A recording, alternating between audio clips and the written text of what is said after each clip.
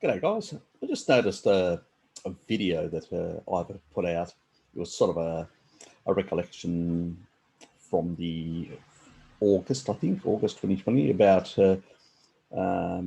whether there was a second wave, blah, blah, blah, or just the winter sort of effect of COVID and stuff like that. So that was interesting, and I was thinking and just checked out the media and just stuff. What are people talking about and stuff like that out of interest, just to see, what new nonsense is appearing on the interwebs, so to speak.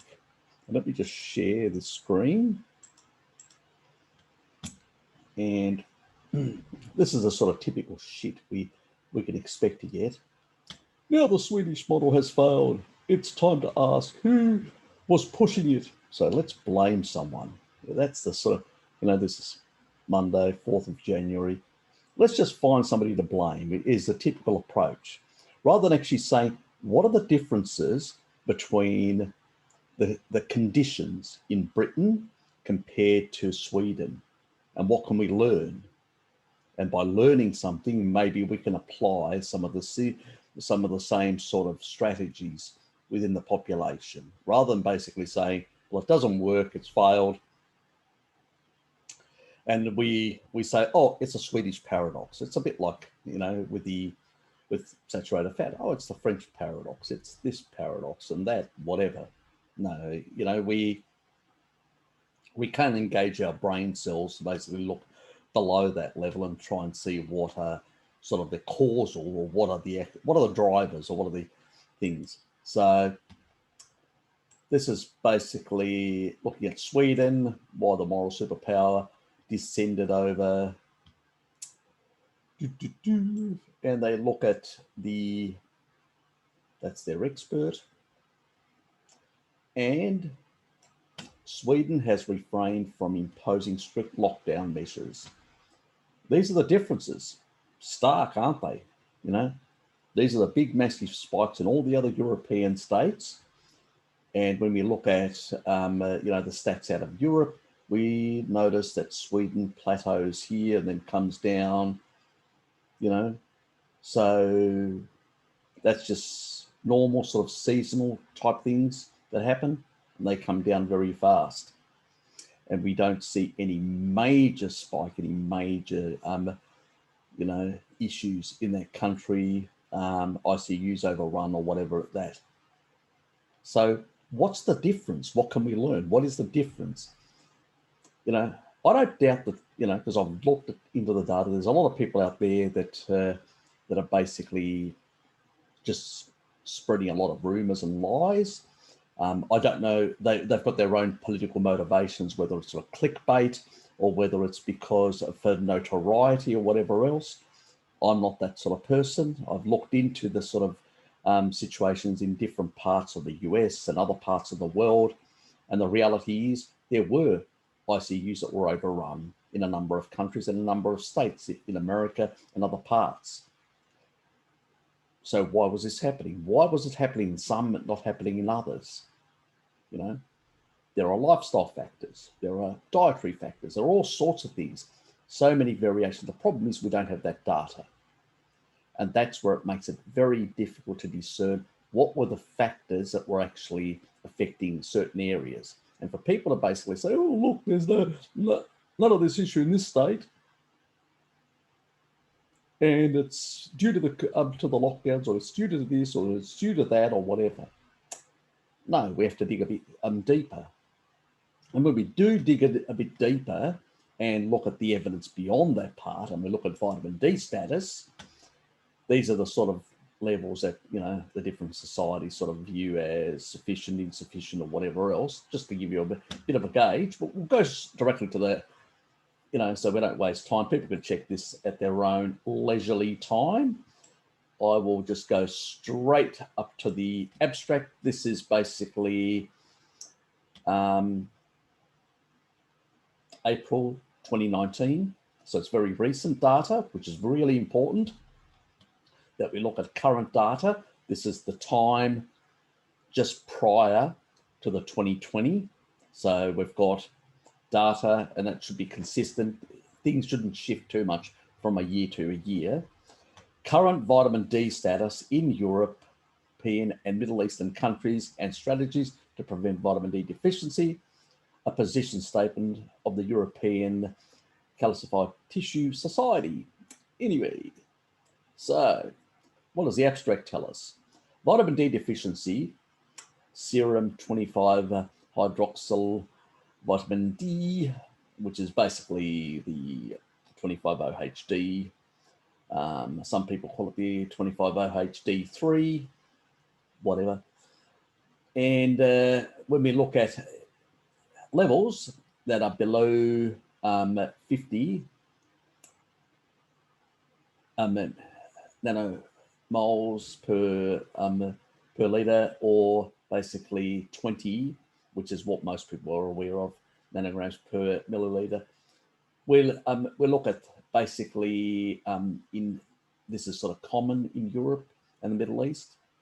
Now, here's where the numbers are important. It occurs in less than 20% in the population of Northern Europe. There's your Swedish paradox. It's vitamin D. That's your Swedish paradox. It is fucking vitamin D. It's less than 20%. And we know that amongst the, that it was something like 70% mortality. Of those who died in Sweden, 70% was amongst especially Africans from the Horn of Africa. And they represent a very tiny fraction of the population, but they are Muslims, they cover, and they're highly vitamin D deficient. And these are the reasons why they died disproportionately compared to the rest of the Swedish population, who tends traditionally to have a healthy user bias and tends to use vitamin D supplements far more liberally than many other parts of the world. So that's your Northern European Swedish paradox.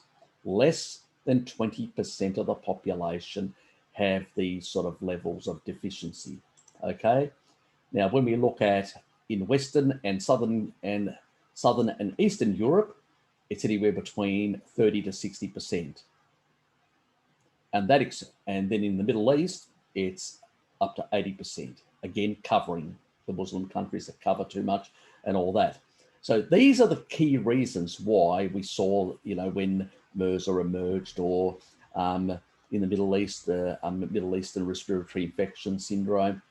Again, a lot of deaths. They really had to clamp down and lock down to prevent its spread, to minimize, and by acting very fast, they were able to prevent it spreading. So it worked. So lockdown can work in a vitamin D deficient environment, but it only contains it. It doesn't prevent it. Eventually, you can't lock down your economy forever, and eventually it will get out.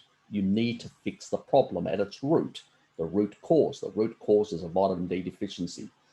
That's what it is. You can't destroy your economies forever. It's not a practical solution. At the end of the day, you need to find out what is the driver. And so when you look at these sort of parts, this is why we see these big issues of a lot of disease spreading in these sort of countries because of vitamin D issues. Some of the nations in the Middle East are starting to wise up on this and starting to promote vitamin D supplementation in their population, which is a good thing. It's sort of mixed bag, and it's sort of some official, some don't. So it's all over the place, but hopefully in the next decade or two, that message will become more pronounced in those regions. In parts of Southern Europe, where we saw in Italy and, a big spikes and all that, again, they're the old people, they just don't supplement. They expect to get it from the sun. And in many cases nowadays, they're more indoors, watching TV. They don't have their traditional lifestyle, but the mentality hasn't changed. This is why we saw the high death rates. Again, low vitamin D status in these parts. That's the problem, that their lifestyle has changed. It's not as it was rural, where they're outdoors, doing outdoor jobs. Most of the industrial jobs, most of the rural jobs and those sort of things have gone away. The only people that are outdoors most of the time are young people in those warmer parts of the climate, you know, enjoying the outdoorsy type activities and stuff like that, or going on holidays, doing those sort of things, where older people don't do that as much. And primarily now in most parts of Europe, they're office workers. You know, they're working in inside buildings, not outside buildings, which is the biggest problem for most of the day. The important hours to get that vitamin D, and especially if you're, you know, more, your skin's slightly darker, you need to be out the doors far more often and for longer periods of time. Olive skin is more prevalent in the Mediterranean region, so these people need to be out in the sun far longer.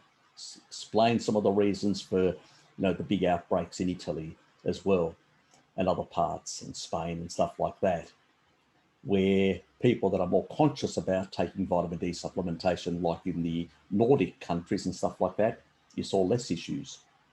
So that's the real biggie, the elephant in the room. It's vitamin D, always has been. So you need to get your vitamin D up. I've been saying this from the beginning. These are all the different studies which they've looked throughout all these countries. It's quite extensive, the amount of linkages, you know. Take a look: sun, oily fish, cod liver oil, you know. It's all animal foods primarily, you know. Poor diet, we know it's a standard sad diet of garbage, low sun exposure, you know, some genetics, yes, as well, no supplementation,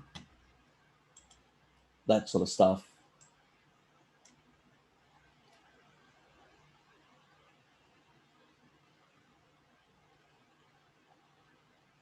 I will pin this study for people to check out in that regard. But the take-home message is, if your vitamin D status is low, you are at greater risk, because your whole immune system, we know it, you know, anybody can find this out. You can go and check any of the endocrine, you know, the books, the literature on the immune system, and you can actually find out that every single part of the immune system, whether it's your T cells, your B cells, your neutrophils, your macrophage, all these areas are just coated with vitamin D receptors.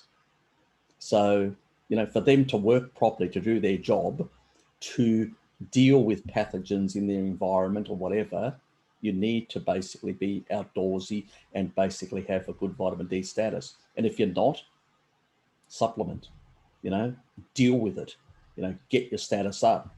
That's what a large part of the, you know, Swedish population does. Traditionally, they've sort of been coaxed into that sort of thinking of supplementation, vitamin D supplementation.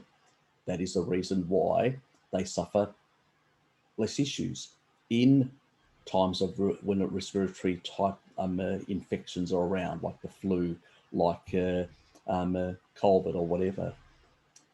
It's because basically these people have very good vitamin D status, and it's a very small proportion. As you saw, less than 20%.